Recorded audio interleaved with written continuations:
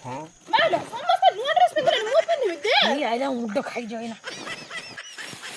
ମା ଚାଲୁ ନା ସମସ୍ତେ ଏରଙ୍ଗ ପଡିଆ ହଉଛୁ ନା ରଖେ ବସ ହେଇଲୋ ତା ବାପା ତ ଦେଇଥିଲା ପଇସା ପ୍ୟାଣ୍ଟ ଆଣିତେ ସେ ପଇସାର କାଲି ସଞ୍ଜଳେ ଚାଉମିନ ଖାଇଦେନି ଖାଉ ଖାଉ ସବୁ ପଇସାର କିସ କରିମି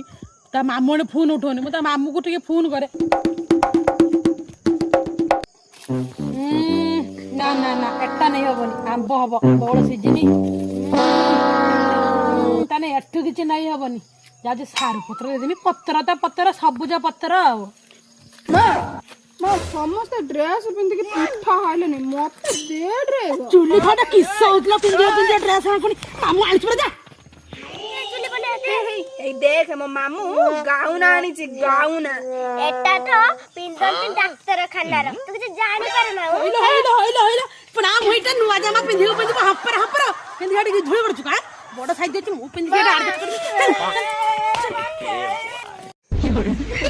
ଆମକୁ କହିଥିଲି ବଡ ଫ୍ରକ୍ ଆଣିବୁ ମା ଝିଅ ପିନ୍ଧିବା